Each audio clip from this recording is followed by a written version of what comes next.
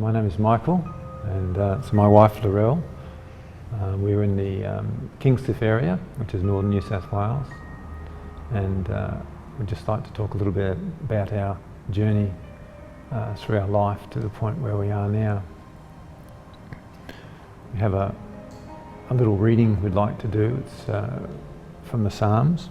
Would you like to start with that? Yeah, this is amazing because this psalm practically fell open for us when we first met God, when God first came into our lives. And it's Psalm 107. "O give thanks to the Lord, for he is good, for his mercy endures forever. Let the redeemed of the Lord say so, whom he has redeemed from the hand of the enemy, and gathered out of the lands, from the east and from the west, from the north and from the south. They wandered in the wilderness, in a desolate way. They found no city to dwell in. Hungry and thirsty, their soul fainted in them. Then they cried out to the Lord in their trouble, and he delivered them out of their distresses. And he led them forth by the right way, that they might go to a city for a dwelling place. Oh, that men would give thanks to the Lord for his goodness, and for his wonderful works to the children of men. For he satisfies the longing soul, and fills the hungry soul with goodness." So the reason that this psalm is so very important to us is because we've been married now 22 years, and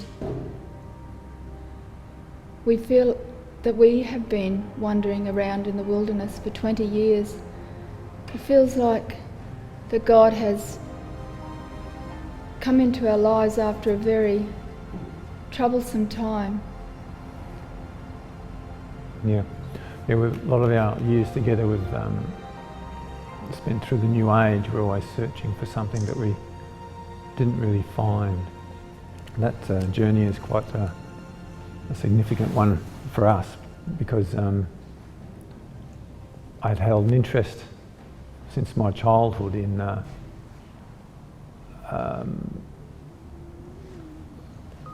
suppose ancient history, and that was going back through my life was the main thing that led us to where we went to. We actually came back to God through to some of the prophecies, which was at a seminar. But that was as a child, I suppose. It's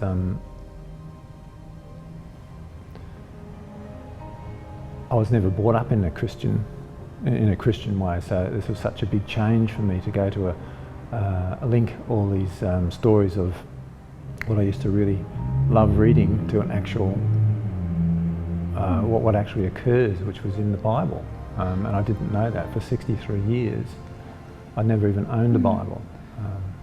So you see, it was a miracle in itself, because we were, like September last year, we were in a very dark place. We were going through major changes in our life because we had banks and solicitors, and we had a lot of money worries. We were renovating a house, and we found ourselves in a very dark place, and this was starting to affect our relationship. So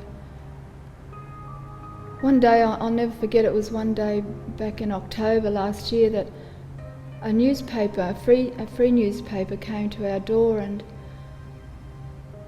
Mike, as he does, he was flipping through, and he said, "Oh, Rel, come and have a look at this. I'd really like to go to this." And I said, "Well, I said, okay." I said, "What is it?" Because quite often he'd look in the paper and it was either something to do with New Age going here or there, and I was really getting tired of all of that. And so he was showing me an advertisement for a free series, a prophetic code seminar, and I think what drew Mike was the picture of Tutankhamun, because of his love of ancient history. And I don't know, something just stirred inside of me, and I said, "Well, okay." So I rang the number, and before I knew it, we were booked in, and first night came along, and I don't know, it was an amazing time for us, because we were greeted by really friendly people, and we hadn't been able to find many contacts around our neighbourhood, or nobody seemed to want to be friends with us, or it was really a very lonely time. So we decided to go along and see what this was all about. And do you want to? Yeah, and from that point on, we were pretty much just filled up this hole that wasn't in our life. The hole had been in our heart for so long. And we remember nudging each other though, didn't we, on the third night, and we said, "Is this church stuff?" Yeah, that's right. So, and I have to honestly tell you that the whole idea of this really frightened me, because I was once in a church, and I was really hurt by that church, that I was turned away, because I took my eyes off God for a short while, and they actually asked me to leave the church. So I said to Mike on the way home about the third night, "You know, Mike, I'm really scared of this." But each night though we went back. I think it went for 4 weeks, and we went each night. The guest speaker was Lyle Southwell, Pastor Lyle Southwell, and something about his words stirred something so deep inside of us that we hadn't heard in the New Age. Yeah, we had a lot of time in the New Age. And I suppose a bit about my childhood. I was born just after World War II, and our family was a sort of working class family. My mother was Jewish, and I was always told not to let anyone know that I was part Jewish, which was an interesting thing at the time, I thought, as a child. But I sort of tried some Christian things myself. I went to church or Sunday school once, and to a YMCA camp, but nothing seemed to work out for me, so I thought that was the end of my Christian sort of life. And so I went through all my first part of the life, I suppose, in quite a secular way, just getting on with life, I guess, because my family lived to about 84. That was their lot. They died of a stroke, and I thought, well, that's where I'll be going, and that wasn't much else in it. So a lot of the life I lived for the first, so virtually 60 years of my life, I suppose. I thought, well, there's not much to offer. We actually did a lot of searching when Rel and I were married. We did a lot of searching for answers to our questions through to the New Age areas. So that could include, we used to go to a spiritualist church. We would buy crystals. We would... we're always listening to channelers, the people who are channeling, trying to find an answer in all these things. That in itself was scary, because these channelers used to believe that these people in spaceships were going to come down and rescue them, and you know, and for a while we were really drawn into that. Yeah. We would go to tarot readers on a regular basis. We're not proud of that now, but we would go to the tarot readers to find answers. Yeah. And the interesting thing about things like the spaceships, now we know what the real plan is going to be. It seems that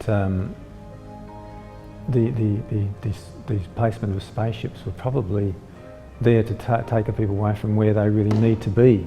It's actually the angels who are coming down, not the spaceships. And that's, you know, that's with God. You know, people should turn their lives to God. Yeah. So the whole lot of the New Age is away from God. You sort of everything in the New Age, whether you go to do some sort of healing modality or something, you find that you meditate, you sort of go to a point, and it steers you away back to where you are. So you go to somewhere else and you go to the same thing, and you never seem to get this satisfaction that happens, and you really end up by going up there and coming back and talking to yourself, which is it's a higher self, it's a very lonely, empty place. Very lonely place, and what we've found since we've found God is you actually go straight to a living God. You pray, and it goes straight to someone who's listening, as opposed to someone who's just not there. There's nothing there. It's it's a whole different concept. There's so many of these things in the New Age that lead you away all the time, and they lead to nowhere. There's really nothing there. And we spent so many years searching for something. We're moving from one place to another to find it, but it was just never there. And it's such a trap in the New Age because it's geared to suit a secular life, which is what so many people have now. It takes you away to relying on your own self to survive, and there's no other way out of it. And finding the actual truth. When we went to the prophecy seminar, was so attracted to me because of the ancientness of its the actual picture was Tutankhamun. It just took me straight in, and all those years, once we started doing that, and I realised that we were being led all through this whole journey right from the beginning. I sort of realised right at the beginning of my life why I was given this ancient history. Well, I used to read ancient history all the time, but it led me right to this, to where after all these years, Jesus knocked on our door, and it took us to a point where we just were suddenly filled. We knew that this hole in our chest that was open for so long was just suddenly filled. We never, I remember the first week, and we were given little homework booklets to do, and a part of that was Bible verses. So we'd go home and do our homework, and we quickly realised that we would need a Bible. And I remember one night we went in there and we said to these guys, would it be okay if we, take a Bible home? And they went, well, you don't have a Bible, and the whole 22 years of our marriage, we hadn't held a Bible in our hands. So looking back over the times, we realised how well we were led, because there's been a number of occasions where we just simply survived where we shouldn't have. I remember the I don't know, some might remember the Granville train disaster. That train was actually the train I caught to work every day. I lived in the Blue Mountains. And that particular day, a whole chain of events. The alarm didn't go off. When I got up, I couldn't find the keys. They were dropped behind a bureau somewhere. When I did find them, I couldn't get the car started. And I had to run to the station. By the time I got to the station, the train had gone. And that carriage that our bridge fell on was the one I was always in. So there's other situations that occurred in car accidents, which were, I remember driving along the highway. I had my family in the car at that time. We're going to West Australia to see my parents. And we're sort of tailgated by a white car. And I thought that normally this would really upset me because I don't like being tailgated. But something came over me and I had to pull over. So I pulled over the side of the road and this car just sped off in front of us. And after about 3 or 4 minutes, we sort of took off. Everyone was wondering what was going on, but they didn't sort of question. And around a mile or so later, we rounded the bend and there was a semi-trailer hijacked across the road. And jackknifed across the road. And what got such a shock to me was that white car that overtook us, that was tailgating us, had smashed into it. It was in bits. I was just in shock to see how we'd been let. And there's so many instances in the lives that have been done. In surfing, I've been rescued so many times from. I remember there was a kid in Fremantle was surfing with some friends and we're paddling in, and I got thrown off onto a whole bed of reeds and the surfboard just kept on going. But what happened in those days, we didn't have leg ropes, but I got caught in the reeds and I was pulled down, and just as the water got up to my mouth, I suddenly felt the sand throw up against my feet, and all of a sudden the surfboard came back and was right beside me. Another surfing instance that I remember when I just married Lorelle. I on a surf ski on a real rough day out where we lived, and there was no one else around. It was just a silly time to go in the water. But I went out anyway, and Lorelle wasn't that keen. I remember trying to get out through the white water because on a surf ski, and I couldn't get through. So after about half an hour, I came back again, and on the way in, I got flipped by some wave that turned up, and my seatbelt, which I wear on the ski, turned upside down, so I couldn't get to it. But the actual surf ski flipped itself upside down, so I was headfirst underwater with a heavy surf ski on my back, and I couldn't get off. I couldn't get it up. All I could do was just sort of raise my head a little and get a breath and sort of call out help, you know. So, and after I was about to my last breath, I sort of managed to just turn my head a little bit and say, "Help me." And all of a sudden, this young man was there, and he said, "Looks like you could do with some help." And all of a sudden, the board, this heavy surf ski with me on it, turned itself upside down, got the right way up. The belt buckle undid itself, and he helped me into the shore. And I was in hospital because I'd actually drowned. And yeah, well sort of organised at the hospital, but she couldn't find him, he disappeared. So it was an amazing day because I knew that Mike was in trouble because the ocean turned calm, and I thought, I can't see him out there. So I started to get rather frantic because we'd only been married a week or so, and next thing I could see him coming along with this young man, and I thought, well, where did the young man come from? I hadn't seen him before. He hadn't been out there. So I'll never forget him because he had a bright green wetsuit on with red legs in it, and he was a beautiful looking young man, and I just remember saying, "Oh, thank you so much for saving my husband." And he just said very meekly, "Oh, that's okay." So we got him up on the sand, and by this time there were people gathering around because Mike was in a really bad way. And then when I'd made sure that my husband was okay, I thought, oh, I must go and thank him once more. But he wasn't there, and I remember saying to the people around about, "Oh, did you see that young surfer?" And they looked at me and they said, "No, we didn't see anybody." So I believe that was Mike's angel, that saved him that day. So we've had many instances like that. So we now, looking back, the big picture of our life is that God was always there with us. Just led us right through to the end, Even when I didn't deserve to be helped at one time. I remember being at a New Year's Eve party, and of course in those days I was before the church, and we'd been drinking a bit, and I dived into a shallow pool and actually cracked my neck open. I cracked my neck at the back, and because everyone got a real shock, but when I came out of it I wasn't even scratched.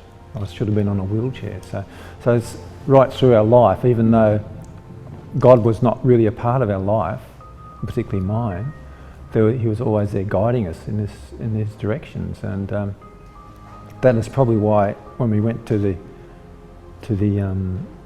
code, that it leapt in so quickly, that His love just leapt in so quickly. And I think we were guided through the New Age area into such a way that we didn't fully get taken in. For example, I did a lot of healing work and using Reiki and other things, and I always wanted to be a healer who could use a spirit guide. You know, a spirit guide is something who comes in to these healers, and I've seen drawings of them, what they see, and they very much look like an alien, and they help them heal.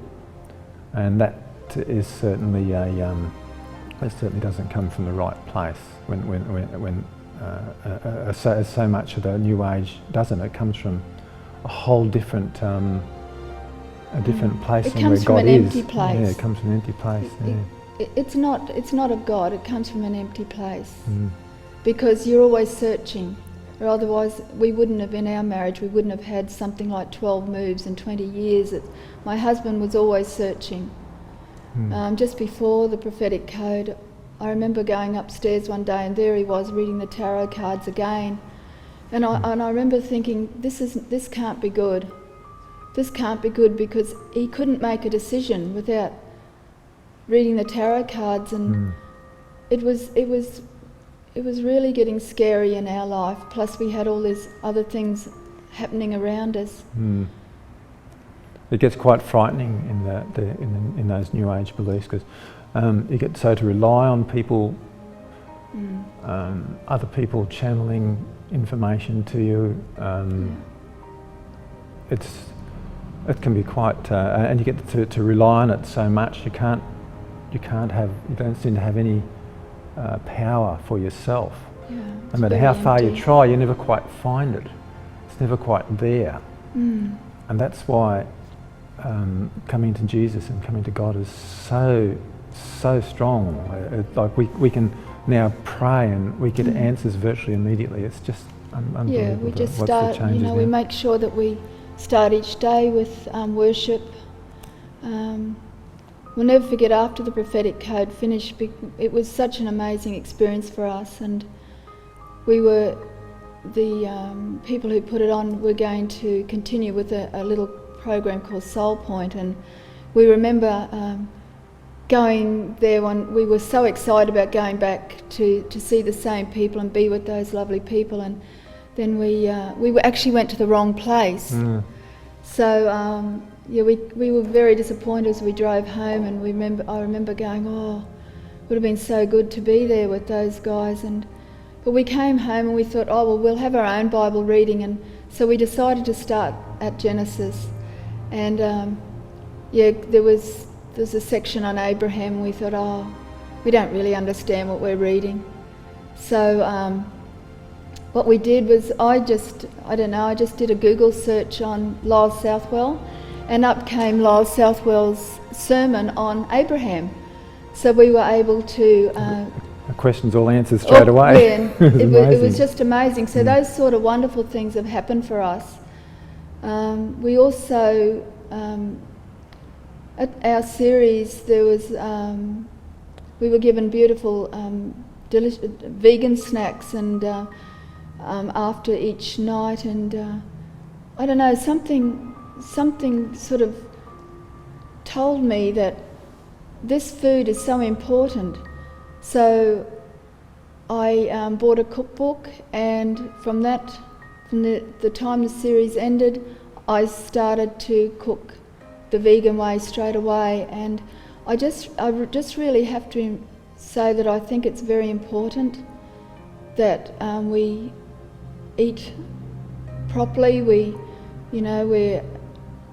We just need that for clear thinking. We need God to be able to talk to us, and from this food, this clean food, this whole food, we find that we're more energetic. We've got happiness.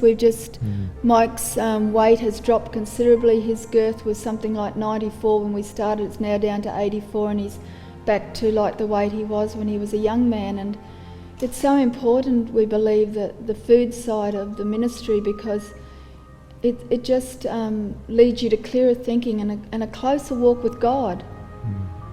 It's never too late, because I spent 63 years without even opening a Bible. And here I am, I sort of virtually live by the Bible now. Every morning I'm reading the Bible. We read it together every morning. We get up at a time, we spend an hour or so with God. Yes. Every morning. We love our Sabbaths. We're always looking for Bible readings to go to and share the Word. And it's so good to talk to people who talk about God. It's just amazing. Mike plays tennis. Yeah, and when we have a break, we talk about God. It's just amazing. It just fills our lives and our hearts. And to come across people who are still caught up with the New Age ideas and be able to say to them, look, that we spent so much time in this looking for the answers, but we never got any answers. All we got was more questions, and the questions never seemed to be to change at all. They just got more deeper. So you look for something else and look for something more and something more, but the answers came so quickly.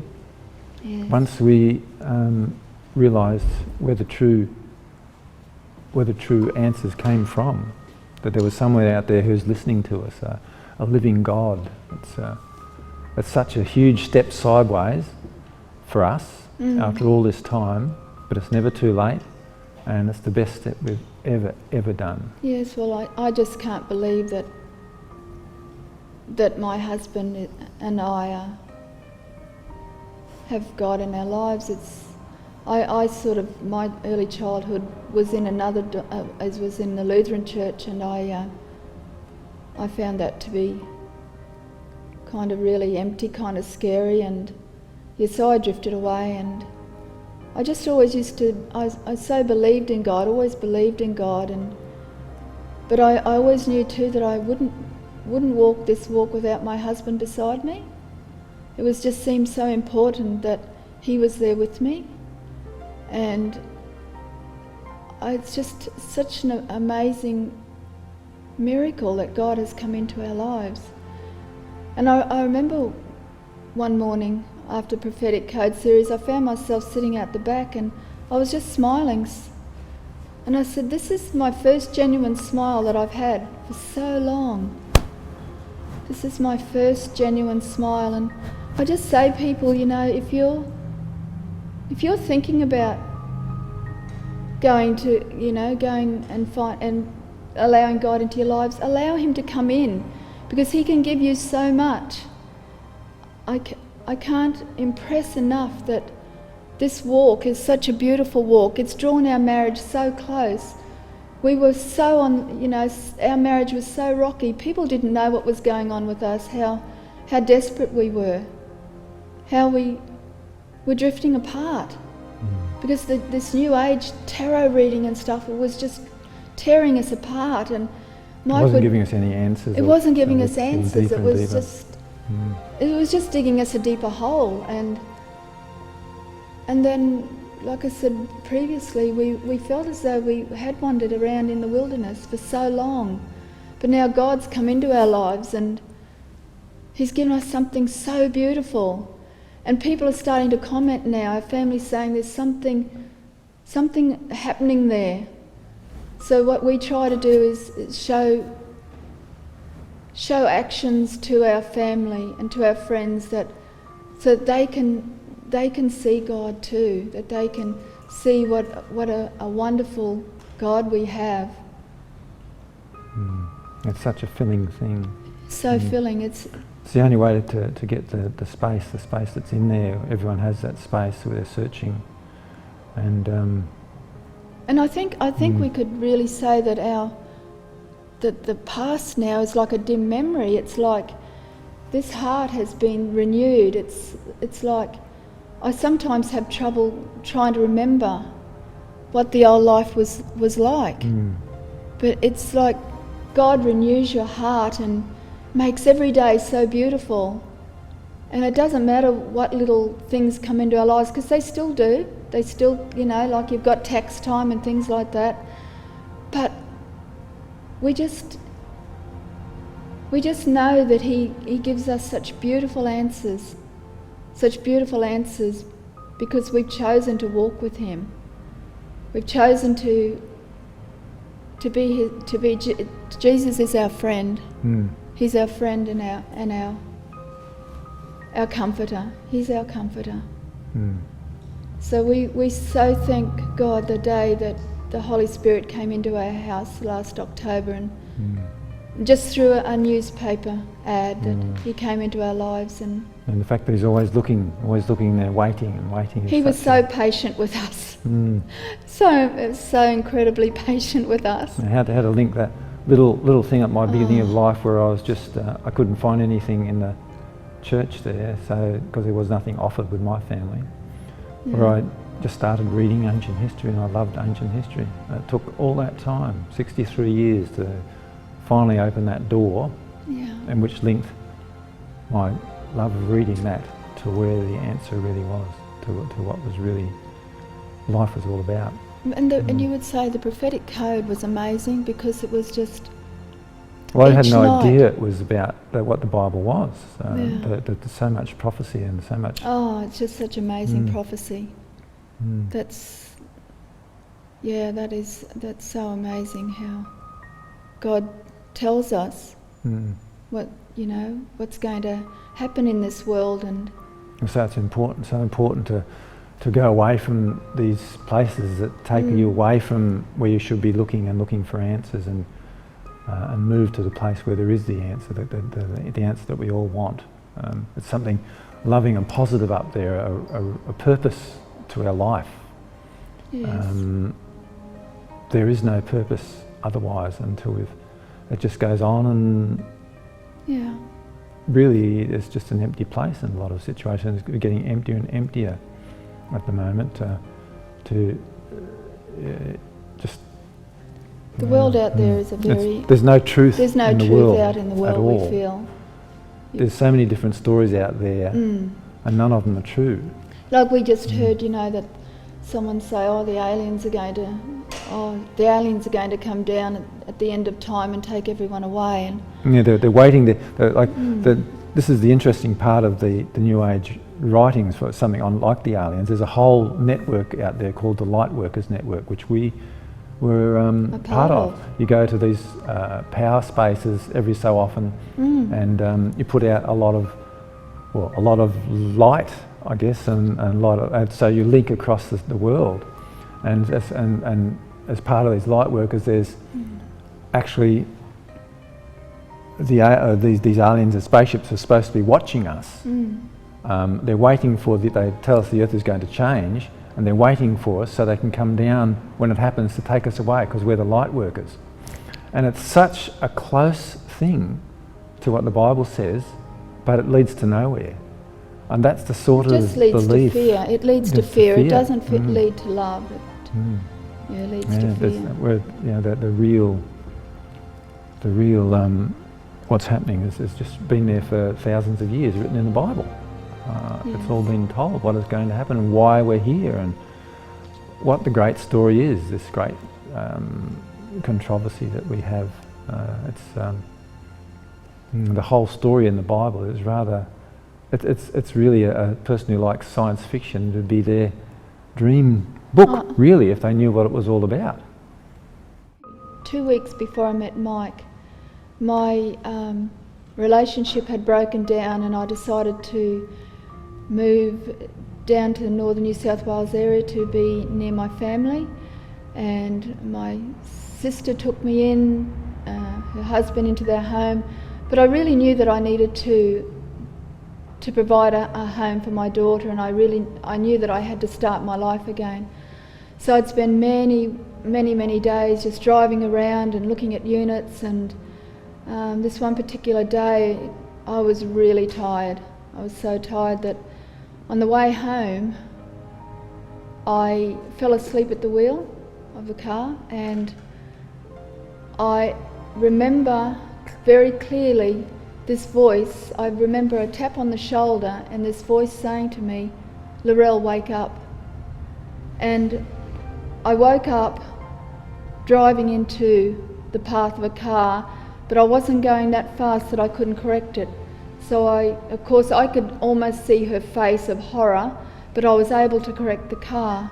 I believe that day that God was with me, and it wasn't long after that I met Mike. Yep. And another amazing experience was at a camp that we went to. At the camp we were thinking, what does God want us to do with our lives? There must be, we'll just have a little look around at everything and see what we could be doing. And we'll never forget, it was the 5th day we were going home, weren't we? And we thought, oh look, we really want to see this particular talk by a pastor down there, and we said, well look, we're going to fit it in. We were going to leave early, but we thought, no, we'll fit this in. So we went along and got right down to question time. We thought, oh well, not to worry, God didn't really tell us what he wanted us to do. But this woman put up a hand from the audience and she said, I have an acquaintance in the New Age, and I really don't know what to say to him. I don't know how to tackle this problem. And Mike put up his hand, and I thought, well, this isn't like Mike to offer anything, because he's quite shy and on the microphone, but he put up his hand and he said something so profound that day that I thought, this has to be the Holy Spirit working through him. And the pastor said, well, Michael, could you talk to this lady afterwards? And he said, sure. And so he went over there and he shared with her. Didn't you? Yeah, the new age things that she was worried about. It was amazing how that worked. And then, of course, it was just, I think, told us it was like speaking in our hearts that maybe this is going to be able to help people. Yeah, because it's such a special thing to, if you're lost in any particular way, it's such a special thing to be able to have someone to talk to about it, and someone who's going to listen, and someone who can do something about it. And someone cares, someone who cares. Yeah, and in your life when you have the problems, you're looking for someone to talk to. Jesus is the one to talk to. So he's always there waiting, and he's listening, and he's always ready to help. Wouldn't we say, really, please, if you're searching, please talk to Jesus about it. Take the chance. Take that other road, and just say, well, I'll just pray about it to someone who can listen. And as soon as you ask for help from Jesus or from God, you pray to God, you pray to Jesus, the answer will come so quickly. Yes. And suddenly you're not feeling empty anymore. You feel the love of God come into your heart, and it's just so beautiful. It's such a beautiful experience. And you'll never know until you ask, because until you ask, he'll just stand back and wait. It's your choice. You have the choice. He won't move anything against your choice. But as soon as you make the choice to say, help me, he'll be right there. And that's such a wonderful thing to know. And Mike and I also have so many friends in the church now. Before we came to the church, we used to think there was something wrong with us, because we'd go here and there and we'd come home so despondent and say, is there something wrong with us? We just can't find anyone to hang out with, to be, we couldn't find friends. So now we've just got the most amazing friendships with people throughout the church, and it's just so fulfilling. It's just an amazing life. Yeah, there's a passage in the Bible, I think it might be, is it John? It's John 14. Which is John 14? That's the Psalms. Let's see if we can find John. Sorry. Yeah. Here it is. Oh yeah, there's a passage in the Bible that really helps when you're looking for someone who will always be there no matter what your situation may be. And it's in John 14, verse 12, 13 and 14. It says, most assuredly I say to you, he who believes in me, the works that I do, he will do also, and greater works than these he will do, because I go to my Father. And whatever you ask me in my name, that I will do, that the Father may be glorified in the Son. If you ask anything in my name, I will do it. And that's such an important thing to remember, because there's no way, if you're caught up in doing all these other things, and there's no way out. There's no way out. If you think of that, you turn to God and you say, help me. He'll be always there.